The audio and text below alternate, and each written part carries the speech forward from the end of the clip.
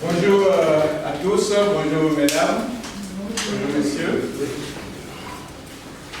Je suis Arnaud Coulin, ingénieur d'électronique, consultant formateur, chef d'entreprise aussi. Et nous allons nous entretenir une cinquantaine de minutes sur un thème sujet d'actualité. Il s'agit de l'énergie solaire photovoltaïque. Donc, notre thème va porter sur analyser une installation solaire photovoltaïque. Et donc, je vais laisser le soin aux chers participants de pouvoir se présenter aussi, en commençant par monsieur. Merci, monsieur Conan. Je suis Michel Cour, personnel de projet humanitaire. Merci. Oui, monsieur. Je suis Mohamed Sako, chef d'entreprise et consultant formateur. Merci. Je suis Michel Kouakou, retraité et enseignant en mes heures libres. Merci. Je suis Madame Benin Kitachissime, épouse du magistrat préparateur. Merci. Je suis la Goupé, je suis spécialiste RH et aussi consultant formateur. Merci. Et enfin, monsieur. Je suis Kémaïs Oumeu, consultant, entrepreneur, planteur. Merci. Eh bien, voilà que nous avons fait le premier tour de table et je vois et je constate que je suis devant un public varié. Voilà, je suis devant une cible aussi diverse que variée. Des chefs d'entreprise, des gestionnaires de projets humanitaires, des juristes, et donc on n'est pas dans un milieu, je peux dire, technique. Et donc, ne vous inquiétez pas, il n'y aura pas de cosinus, de sinus et autres. Voilà, il n'y aura pas de démonstration à faire. Hein? Bon, peut-être que chemin faisant, on pourrait s'approcher. Voilà, donc, analyser une installation solaire photovoltaïque. Mais qui, je vais prendre comme ça, à tout hasard, Madame Beignan, dites-nous comme ça, votre facture d'électricité à la maison, c'est ça en moyenne combien vous payez tous les 2 mois? C'est un compteur à 4. D'accord. C'est un monsieur qui le charge. C'est monsieur qui vous charge. Bien. Donc, nous sommes avec une juriste, donc il ne faudrait pas aller. Il faudrait s'arrêter, monsieur à recharger, ne pouvez pas. Soyez bien. Madame Béa, gestionnaire des ressources humaines. D'accord. Et Madame Montiela. En moyenne, 28 000. En moyenne 28 000. D'accord. Merci. Monsieur Sako. Oui, en moyenne 20 000 par mois. 20 000. Bien. Ça, c'est le domicile. Prenons les entreprises. Les entreprises. Voilà. Les chefs d'entreprise. Kémaïs. Oui. Combien vous dépensez comme ça par mois? On est autour de 80 cas. Autour de 80 000. Bien. Et le chef d'entreprise, oui. Autour de 40 000. Autour de 40 000. Et qui voudrait vraiment économiser, gagner vraiment sur sa facture d'électricité? Tout le monde? Eh bien, ça s'acclame parce que moi je suis le premier. Ok, donc voici tout l'intérêt de cette formation de ce jour. Comment est-ce qu'on pourra faire quand même des économies sur notre consommation électrique? Et donc, ce que je peux dire, cet acronyme, FIATLUX, ça nous dit quelque chose qui, que la lumière soit, un mot pour Michel Clou, que la lumière soit, c'est l'expression latine de Genèse 1.3, Dieu dit que la lumière soit et la lumière fut. Et Dieu créa le soleil, la lune pour éclairer la terre et segmenter, compartimenter les saisons. Bien que la lumière soit, la lumière du soleil, nous allons voir quelle mesure cette lumière du soleil-là va nous aider aussi. En plus de marquer les saisons et les époques, comment elle va nous aider aussi à nous éclairer, à nous épanouir et à se faire beaucoup aussi. Voilà. Quelques sources d'énergie. Pêle-mêle, qu'est-ce que vous voyez? Je vais demander, oui, à Chela. Je vois le gaz. Le gaz, l'énergie produite à partir du gaz, oui. Ensuite, on peut faire du chauffage, la production d'électricité et autres. Qu'est-ce qu'on voit d'autre? Le pétrole. On peut produire de l'électricité aussi avec le pétrole. Oui. L'uranium.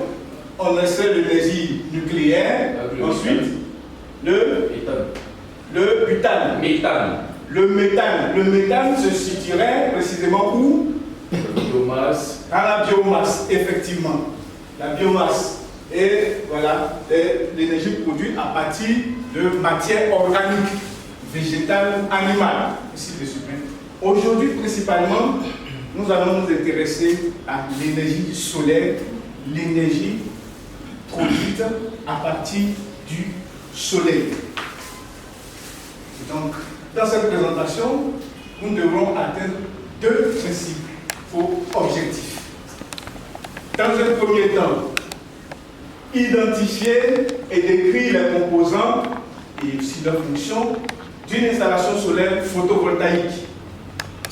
En abrévé, c'est ISPV, ou installation solaire photovoltaïque. Ça va être l'acronyme que nous allons utiliser. Décrire le débit d'une ISPV.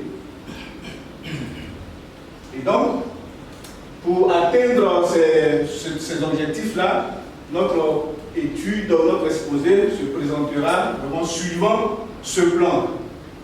On va voir une définition de l'énergie solaire photovoltaïque, les technologies, pas sur le volet, comme je l'ai dit, on n'ira pas sur les thèmes techniques, les principaux composants et après encore le second objectif, comment l'atteindre, voilà, profil de charge et tout ça, on aura le temps de parcourir tous ces thèmes.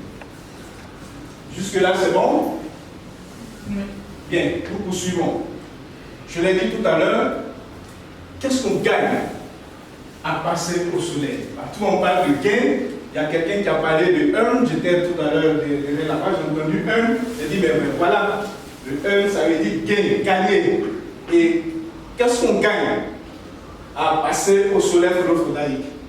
Ici, on a les dollars, mais les euros aussi, mais sachez-le, on gagne aussi du CFA. Voilà. Eh bien, on a plusieurs gains et les gains sont de divers ordres.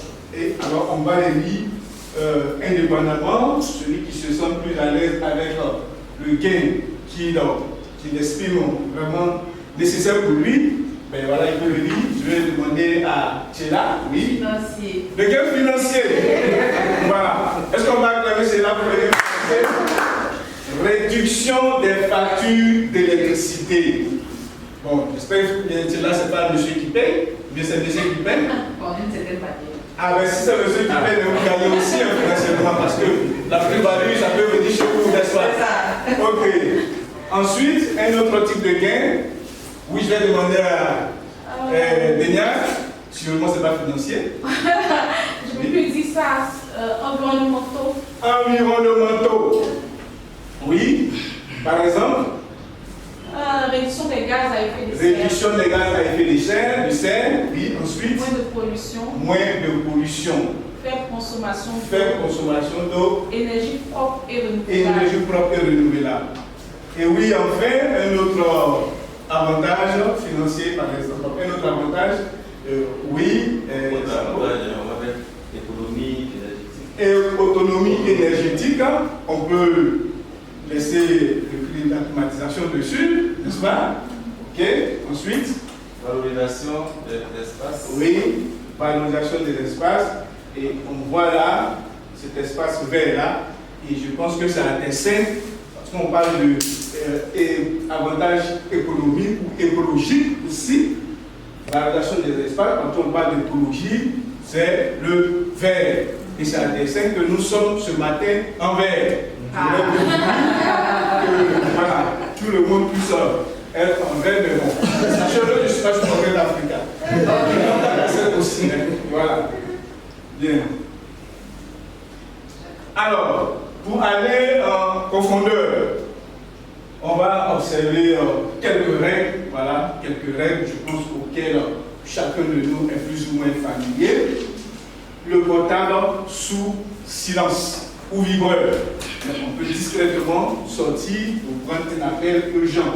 Surtout, voilà, pour certains qui ont encore voilà, certaines contraintes qui pourraient être familiales ou autres.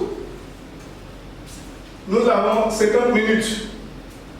Voilà, 50 minutes. Je pense qu'on a égradé quelques-unes déjà. Pour prendre la parole, on lève la main. Pour prendre la parole, on aura tout à l'heure une pause de 15 minutes. Et la sortie de secours, et là nous sommes en hauteur, donc nous indiquons une sortie de secours. Vous pourrez vous adresser à notre assistante, juste derrière, et puis la salle d'eau est juste à la sortie, la première porte à droite. Donc sentez-vous à l'aise, sentons-nous à l'aise, et voilà. Bien, comme nous l'avons dit tout à l'heure, notre premier objectif, identifier et décrire les composants et leurs fonctions aussi d'une installation solaire photovoltaïque, une ISPV. Donc on va s'accommoder un peu au thème ISPV. Petite définition.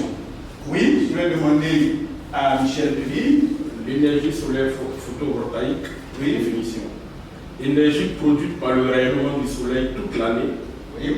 Photovoltaïque, énergie électrique produite par la transformation directe de l'énergie lumineuse. Photon généré par le soleil. Bien. Définition simple. Nous sommes un public varié. L'énergie solaire photovoltaïque, c'est l'énergie produite par soleil. Transformation de l'énergie produite par le soleil en énergie électrique. Et c'est la lumière du soleil, l'énergie solaire qu'on appelle le photon. Photon pour lumière. Photovoltaïque, volta pour électricité. Bien. Et puis puisque ceci décrit la pousse du soleil toute l'année. Et donc c'est l'énergie que le soleil produit toute l'année. Quelques notions de base. On a l'électricité, souffrait qu'on puisse employer quelques thèmes. On va entendre parler de crête, de watts, de puissance, sachez-le, ce sont des valeurs indicatives pour un équipement électrique. La puissance qui est exprimée en watts, voilà, ça fournit, on peut dire, entre parenthèses, pour ne pas me reprendre, la puissance d'un équipement. Le wattheure, c'est la consommation énergétique d'un équipement. On parle de wattheure, c'est ce que l'équipement peut consommer en une heure. Courant continu, courant alternatif, on entend ça un peu par-ci, par-là. Voilà, le courant continu, c'est le courant qui sort des batteries, de nos portables et tout ça, et aussi des panneaux solaires. Et le courant alternatif, c'est ce qui est produit par nos récepteurs électriques. Celui-là, par exemple, nos télé, tout ça, c'est le courant alternatif qui débite. Et donc, on a là comment on produit des cellules photovoltaïques. Ça, c'est juste un peu de littérature. C'est juste un peu de littérature, une culture générale, je peux dire. Voilà. Et les cellules photovoltaïques sont produites suivant ce processus-là. La matière première des panneaux solaires, c'est le silicium. Et le silicium, il se retrouve dans le quartz. Le quartz, il est où? En abondance? J'ai entendu? Le sable. Voilà. La matière première, le silicium, on retrouve le silicium en abondance dans le quartz et la composante principale aussi du sable. Il va suivre tout ce processus-là, voilà, pour aboutir au panneau solaire. Simplement. C'est juste un peu de culture générale. Et donc, dans les panneaux solaires, on distingue trois modèles. Les monocristallins, les polycristallins et les amorphes, selon la texture et la présentation du panneau. Parce que le panneau est le composant principal, il est la porte d'entrée de notre énergie solaire. Bien. Jusque-là, c'est bon. Si c'est un peu rapide, en tant que peut-être profane, ou bien voilà, il n'y a pas trop de connaissances en électricité, voilà, oui, allons-y. Michel, sur le water crête. C'est la première fois que je comprends. Vous pouvez nous expliquer un peu ce que c'est. Le water crête. Crête, ça vous fait penser à quoi? Crête. La crête du poulet. La crête du poulet.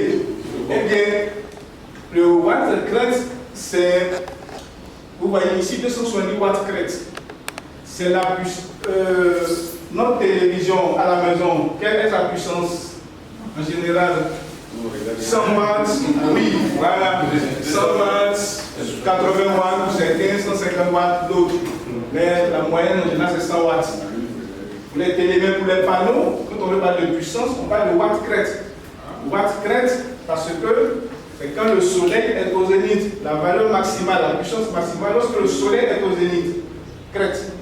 Et donc c'est la norme principale qu'on va utiliser pour pouvoir caractériser ou bien dimensionner, on verra plus tard, une installation sur les photovoltaïques.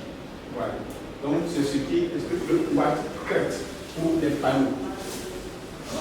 Est-ce que c'est bon? C'est bon. D'accord. Et on va progresser. Et donc là, après les différents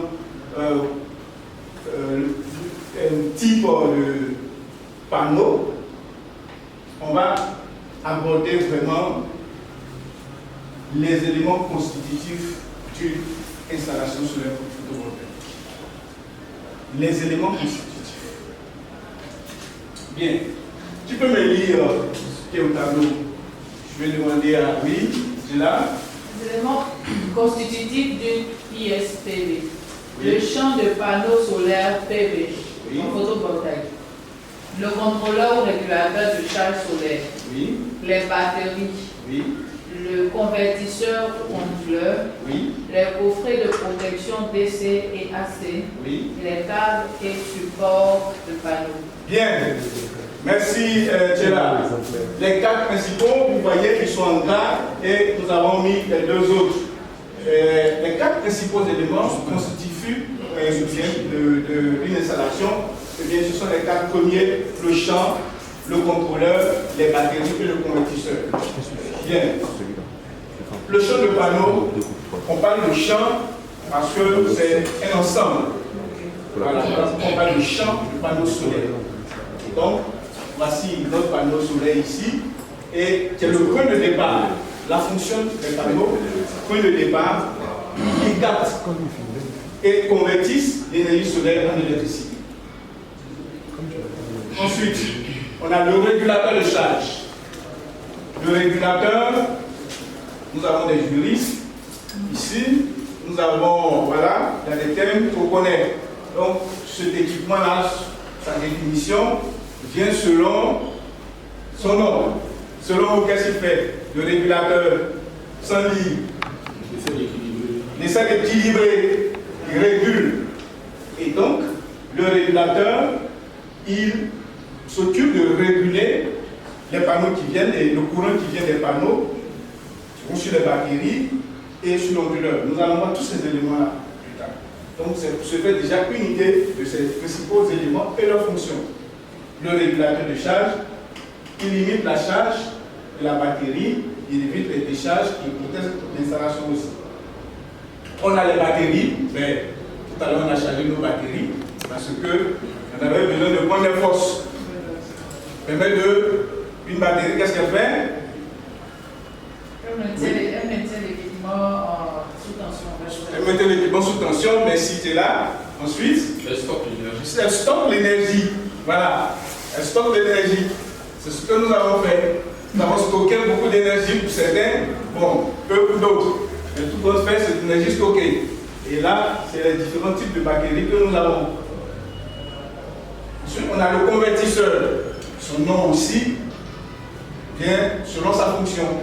Il va convertir, on a vu tout à l'heure le courant continu qui sort des panneaux ou des batteries en courant alternatif propre pour alimenter nos récepteurs de la maison. Bien.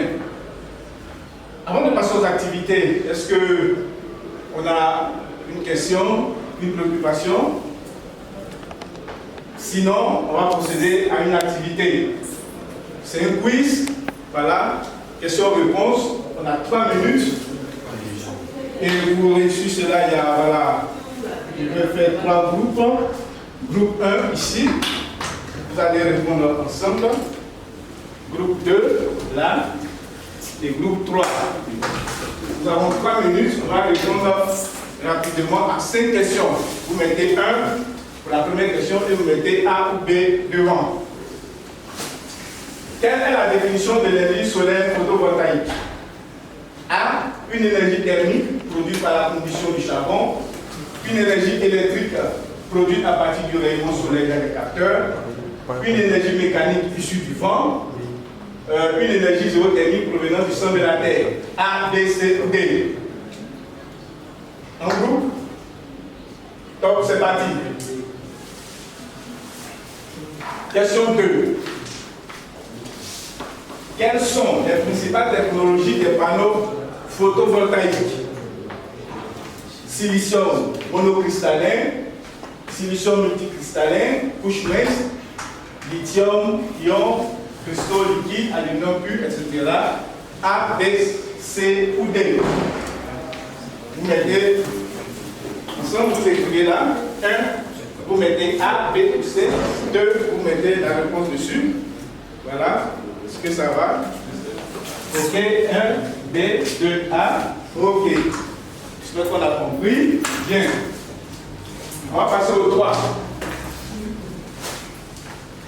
Quels sont les éléments constitutifs d'une installation solaire photovoltaïque?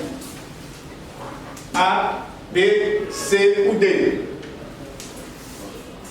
3. A, B, C ou D? 3. C, A, B, C ou D? 4. La fonction principale de la batterie. La batterie convertit le courant continu en courant alternatif. Et 5. À quoi c'est le régulateur? Il store l'énergie ou bien il fait autre chose? C'est bon?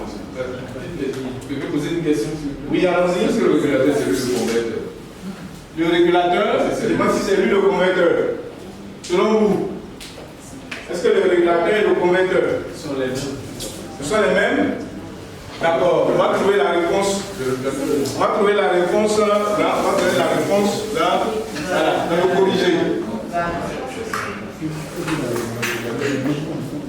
Ok, c'est fini? Si nous avons fini, c'est bon pour vous? Donnez.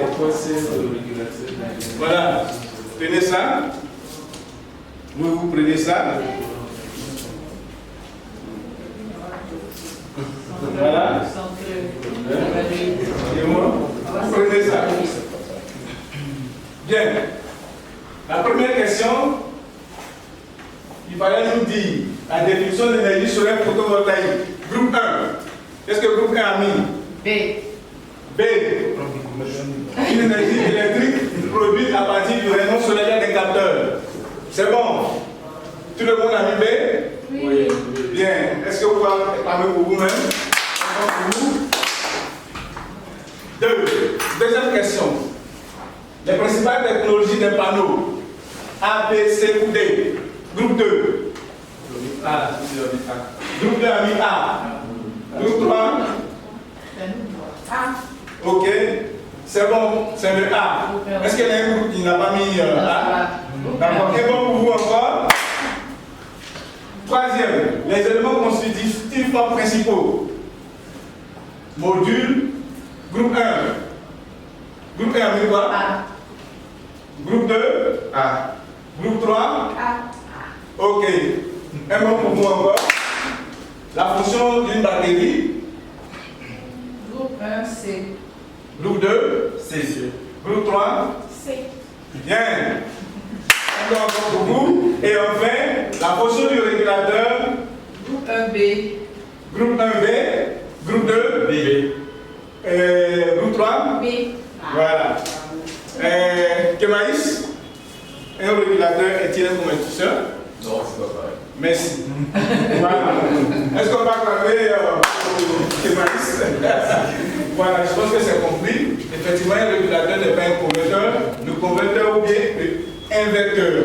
Voilà, inverteur c'est le convertisseur, bien l'onduleur en anglais. Voilà, donc on a l'onduleur ou le convertisseur qui est différent du régulateur. Mais il faut bien me poser la question. Ah, oui, nous allons revenir tout de suite dessus. Pourquoi? Il y a une Oui. justement, il y a des questions aussi là-dessus. D'accord. A-t-on besoin de l'onduleur dans le cas de l'installation photovoltaïque? Oui, mais ce n'est pas l'onduleur de la maison. C'est l'onduleur solaire, on appelle aussi convertisseur ou bien inverteur. Mais l'onduleur et le régulateur peuvent être identiques. On va revenir dessus. Voilà.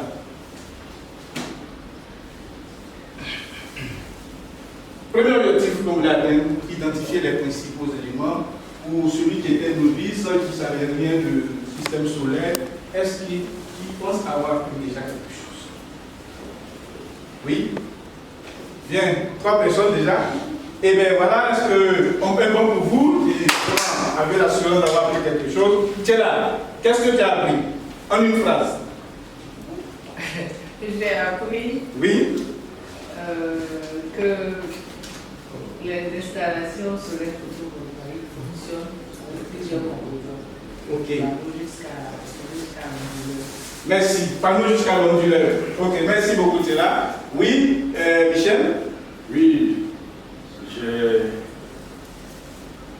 surtout appris que l'énergie photovoltaïque a besoin d'être transformée avant d'être utilisée par les récepteurs. Avant d'être utilisé par les récepteurs. Merci. Merci. On va revenir encore dessus. Eh oui, ça vous donne une connaissance de plus. Voilà. Donc, ce qu'il faut retenir de cette première partie, le soleil éclaire les panneaux solaires qui créent un courant continu. Bien. Le courant continu, il est régulé par un régulateur dessus qui s'occupe de la charge et la décharge des batteries. Et donc le convertisseur va transformer le courant continu en des batteries ou panneaux en courant alternatif ou usage domestique. Et tout cela fonctionne sans émission polluante et permet de produire, consommer sa propre électricité. Comment? Verte. Bien. Je vous présente un exemple. Voilà. Une schématique d'une installation photovoltaïque. Voici les panneaux qui produisent du courant continu qui vient sur le régulateur. Le régulateur est branché sur une batterie et la batterie est raccordée aussi à l'onduleur, convertisseur ou chargeur et va alimenter nos sources. Mais, pour revenir à Michel, il y a des équipements, des sources dites continues qui n'ont pas besoin de convertisseurs. Les sources continues, on parle de comment on appelle ventilateurs, solaires ou autres, les alimentations, les équipements continus qui n'ont pas besoin de convertisseurs, ou bien d'onduleurs, de courant alternatif, on peut les brancher directement à la sortie du régulateur. Tu produis du courant continu. Donc là, pour ce moment, on n'a pas besoin de convertisseur. Tu veux revenir, c'est bon? Oui, c'est bon. D'accord. Kemaïs, il a demandé tout à l'heure le régulateur et l'inverteur. Effectivement, on peut avoir une installation sans régulateur, mais sans régulateur apparent. Mais le régulateur, en fait, il est intégré au convertisseur et en ce moment, on parle de onduleur. Donc, l'onduleur chargeur, c'est à la fois lui qui est l'inverteur, il intègre un régulateur. Vous voyez que ça optimise le nombre d'équipements. On n'a pas besoin de régulateur, on n'a pas besoin d'onduleur à part. On a le panneau, on a notre inverteur, vous voyez tout est raccordé dessus. Charging, il charge. Bien, oui. Constamment, vous parlez de charge et décharge. Oui. C'est important de décharger. Oui. C'est important de décharger, nous allons voir parce que les bactéries obéissent. Je vais faire une petite parenthèse. Vous chargez vos portables lorsqu'elles sont déchargées à quel pourcentage? Oui? 5 ou 10%. Ah, voilà, c'est pas conseillé. Voilà, il ne faudrait pas, on appelle cela les décharges profondes. Il ne faudrait pas attendre que les bactéries soient profondément, sinon on détruit la durée de vie des bactéries. On appelle aussi le cycle de vie des bactéries. Et donc, à 30% déjà c'est bon, soit 70%. Voilà, 70% c'est ce qui est recommandé. Et donc, la décharge des bactéries, la décharge des bactéries est importante parce que ça augmente la durée de vie des bactéries parce que, en plus, on le verra tout à l'heure, après les panneaux, ce qui est encore plus cher, les éléments un peu plus onéreux dans une installation, ce sont les batteries. Donc il convient bien de réguler la charge et la décharge des batteries pour préserver la durée de vie de nos batteries. C'est bon? Ok. Oui? Une petite question. C'est quoi? 70% en charge ou bien 30% en charge? On décharge. Non, on décharge. C'est-à-dire, quand tu vois que tu es à 30%, c'est conseillé de décharger ta batterie. Voilà. Donc là, on l'a déchargé à 70%. Oui? Le fou. Est-ce qu'on peut attendre les 100%? Oui, non, c'est bon. On peut attendre les 100%. Oui, on peut attendre les 100%. On dit de ne pas attendre les 100% parce que lorsqu'on a 100%, et qu'on ne sait pas débrancher, il peut avoir si on n'a pas les systèmes qui vraiment permettent de réguler en quelque sorte la charge et la décharge, on peut avoir des retours de courant et tout ça. Donc on peut conseiller à 95%. Nous on est sûr qu'on a préservé nos bactéries. Bien. Je vais montrer un peu, on va passer rapidement dessus, mais c'est quand même. On a ça, c'est le cycle de fonctionnement, le courant qui vient et qui est transformé, voilà, et qui suit, voilà, voilà, chaque batterie se charge, l'onduleur, ici on a un convertisseur qui est là, et on va lui montrer les sources. Monsieur, voilà, Michel, vous voyez là, DC load. La charge continue. Voilà. Digital display current. Pour le courant continu. Donc là, si on a une charge continue, on branche notre équipement sur le réseau. On n'a pas besoin d'onduleur. C'est bon? Bien. Avant d'attaquer la deuxième partie, est-ce qu'on a retenu quelque chose? C'est bon? On va poursuivre? Ok, merci Michel. Et donc on va aborder cette fois-ci ce qu'on appelle en griffe la blessure. Voilà, la blessure, mais c'est de bonne guerre.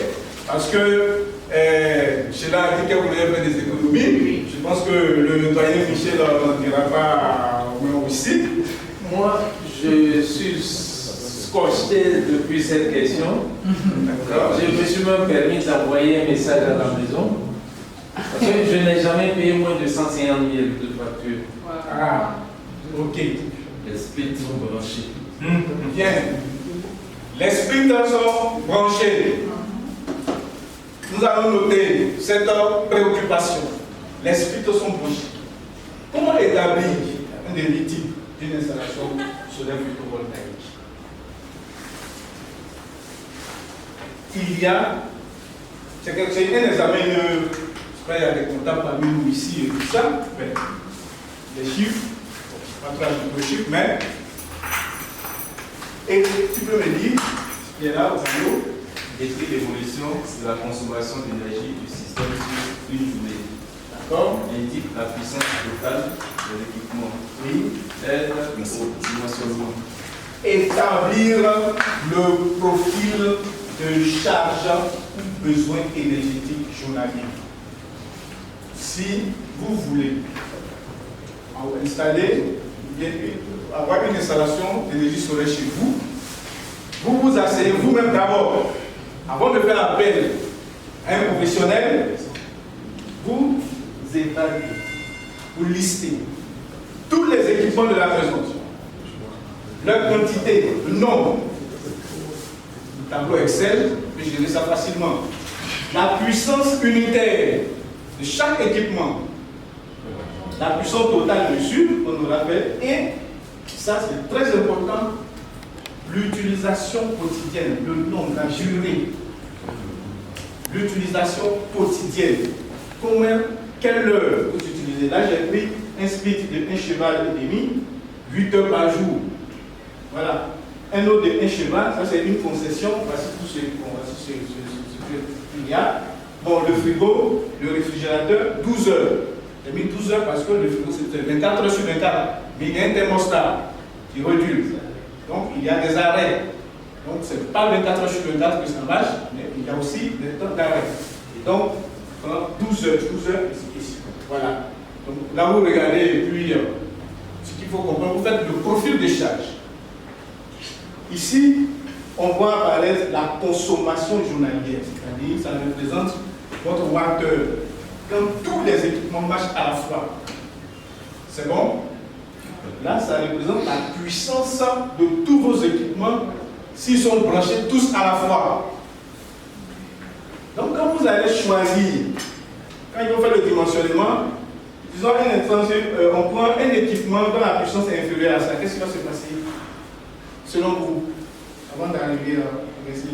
Si tous les équipements marchent à la fois par extraordinaire, oui, ça va sauter, mais ça ne va pas marcher. Voilà. Et si c'est peu aussi, voilà, si c'est haut, si c'est très élevé, ça risque de gâter la machine. Donc c'est bon. Ah, c'est bon. Seulement ça devient plus cher. Voilà. Et donc voici, c'est ce qu'on appelle le profil de charge. Donc vous pouvez le faire à la maison. Et après cela, après le profil de charge, que chacun peut faire à la maison, chacun peut faire chez soi, on va procéder à ce qu'on appelle le prédimensionnement. Parce que le dimensionnement, en réalité, est fait par un professionnel, mais on peut procéder au prédimensionnement. On connaît les 4 principaux éléments. Et donc, on va se dire quoi? Si on a une installation de 5580, ici, ça fait watts. Vous voyez, non? C'est watts. Et on va prendre des panneaux, soit en watts. On prend autant de panneaux, on multiplie par la puissance de chaque panneau. Et il faudrait que ce soit supérieur, bien sûr, à ça. N'est-ce pas? C'est ça? De manière basique. Voilà. C'est ça le prédimensionnement. On va prendre le régulateur de charge.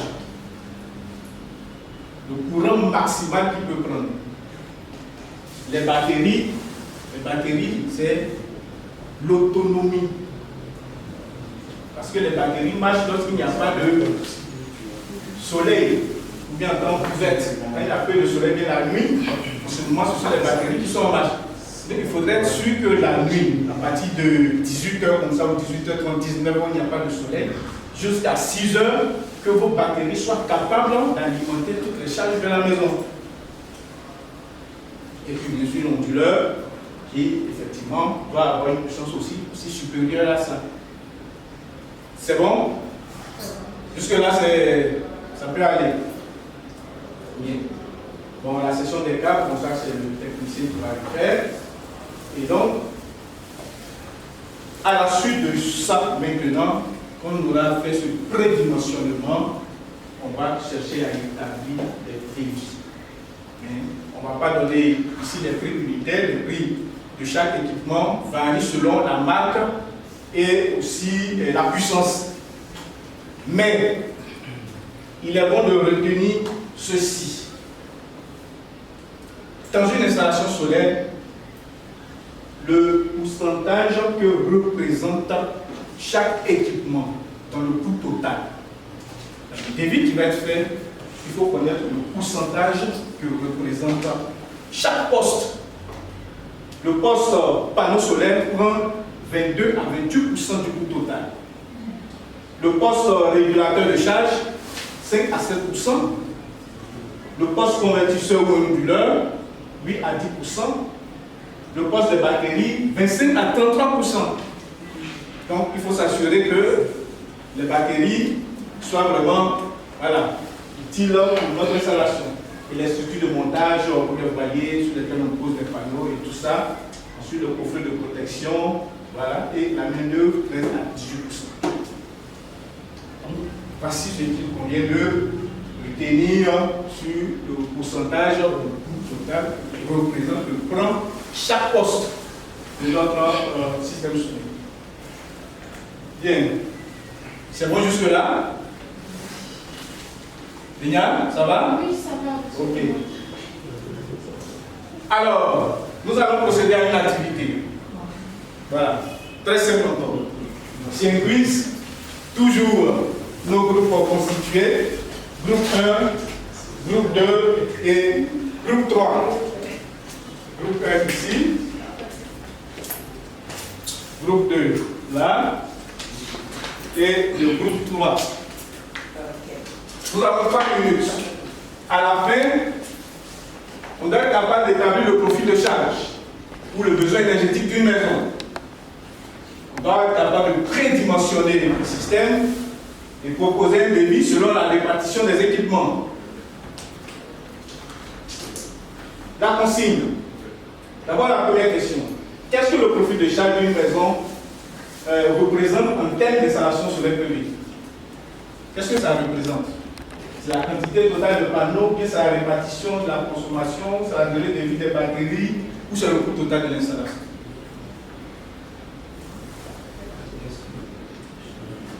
Deuxième question.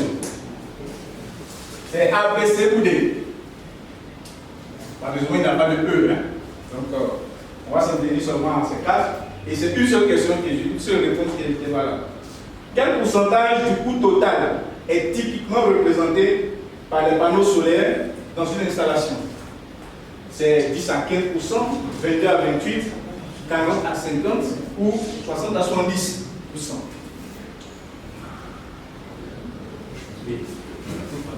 Donc si c'est 1, vous mettez 1, A, B, C, ainsi de suite. On passe au suivant. Troisième. S'il vous plaît. De revenir. D'accord. Quel pourcentage du coût total est typiquement représenté par les panneaux voltaïques, les panneaux solaires?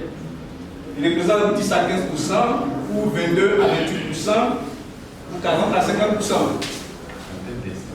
ou 60 à 70%. C'est A, B, C ou D. C'est bon. Bien. Troisième question. Quel est le pourcentage du coût total de l'installation solaire PV représente l'onduleur? L'onduleur représente combien? 50%, 2%, 8 à 10%. C'est la batterie. Bien. Tu vois que Kémaïs réfléchit ouvertement, à haute voix. À haute voix. Et bon pour Kémaïs. Voilà. Et enfin, pour une installation solaire résidentielle avec batterie, quel poste est généralement le plus coûteux après les panneaux? L'onduleur, la main-d'œuvre, les batteries ou la structure de montage?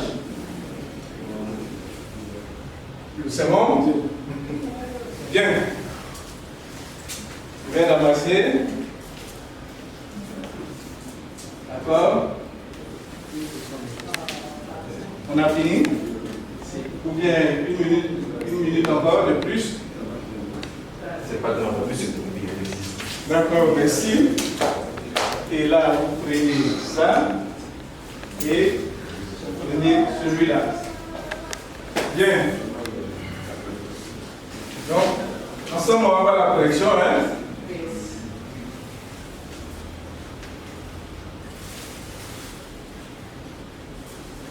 Groupe 1. Le profil de charge d'une maison représente en termes fait une installation solaire PV. Groupe 1 a mis quoi? B. B. La répartition de la consommation énergétique sur une journée. Oui. Groupe 2. B. Groupe 3. B. Un bon pour vous-même. Le pourcentage du coût total représenté par les panneaux, 22 à 28%. B. Groupe 1. B. 2. B. Et groupe 3. B. Bien. Je vois que on a bien assimilé. Et le pourcentage moyen du coût total de l'installation représenté par l'onduleur. Groupe 1. A. 2. A. Oui. Domi A. Et 3. A. Ok. Et enfin, pour une installation solaire résidentielle avec batterie, le poids généralement le plus coûteux après les panneaux solaires. Batterie C. Voilà. C aussi. C'est B. B. Groupe, c'est quel groupe? Groupe 3. Avec B. Et pourquoi groupe 3?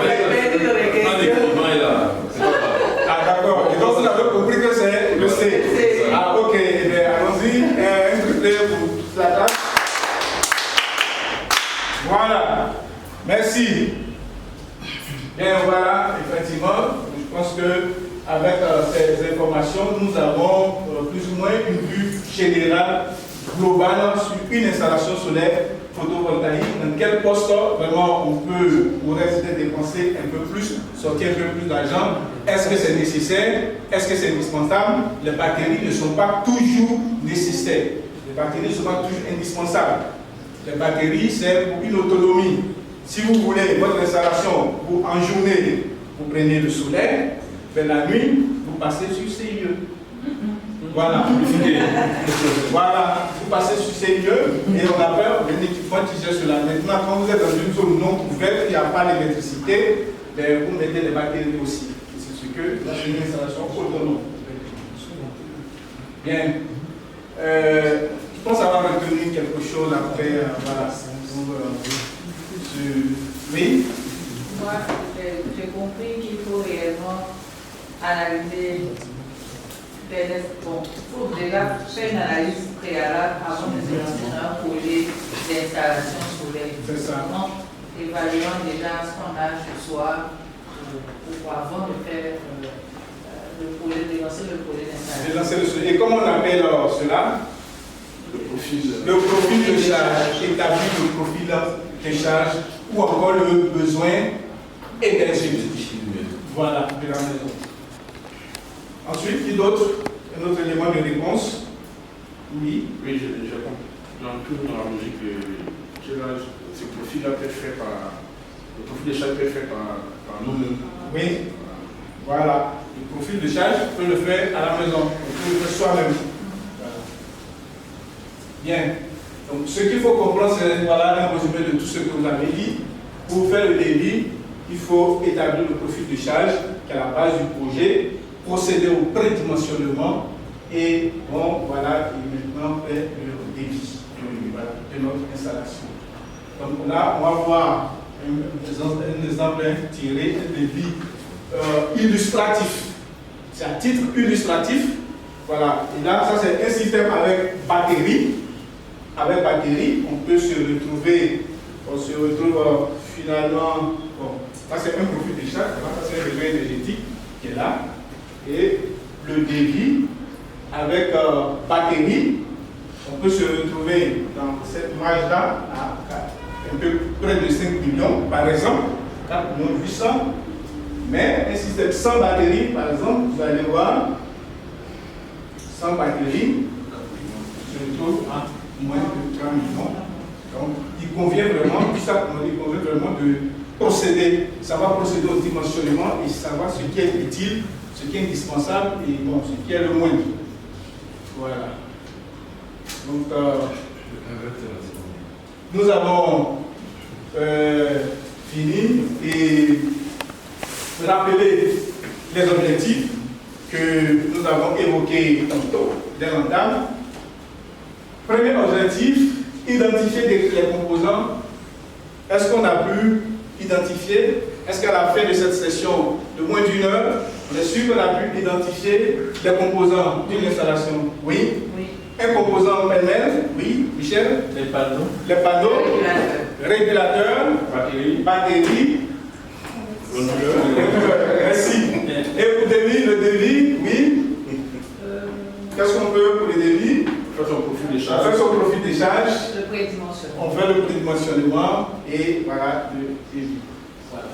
Donc, merci pour votre vraiment disponibilité et je vois que vous avez participé, vous avez posé des questions, montre vraiment tout votre intérêt à connaître un peu plus sur comment réduire surtout ça, facture d'électricité payée moins. Et nous avons vu dans cette formation un élément, non pas le moindre, pour ce qui est le composant, non pas le moindre, et c'est ce qui va aboutir plus tard sur notre prochaine session. Il s'agit des équipements de protection d'une installation solaire. C'est du courant qu'on manipule et qu'on vient avoir des équipements adéquats pour protéger notre installation. Et donc, ces équipements-là, vous voyez, on a ça sur cette vidéo, on a ces équipements de protection. Et là aussi, pour la prochaine session, je pense que nous le ferons sûrement après les élections.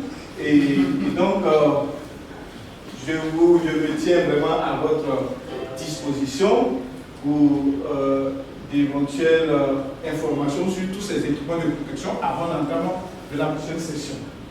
Donc, sur ce, je voulais vous remercier. Et je suis, comme je l'ai dit de l'entame à mon connant, je suis ingénieur d'électronique, consultant formateur aussi chef d'entreprise. Voici mon entreprise, ICET, pour ingénierie conseil en énergie, informatique et télécom. Nous faisons tout ce qui est comme vidéosurveillance, réseau informatique et télécom, et aussi les énergies solaires. Ce qui est des énergies solaires, nous sommes certifiés EGRE, qui est le Centre d'énergie renouvelable et d'efficacité énergétique de la CEDEAO. Voici nos contacts qui sont là. Et la bonne nouvelle, c'est que pour tous ces participants qui souhaitent, pour tous ceux qui sont dans cette salle, qui souhaitent passer au solaire, ils vont bénéficier d'une remise exceptionnelle. Merci, je vous remercie. Et alors,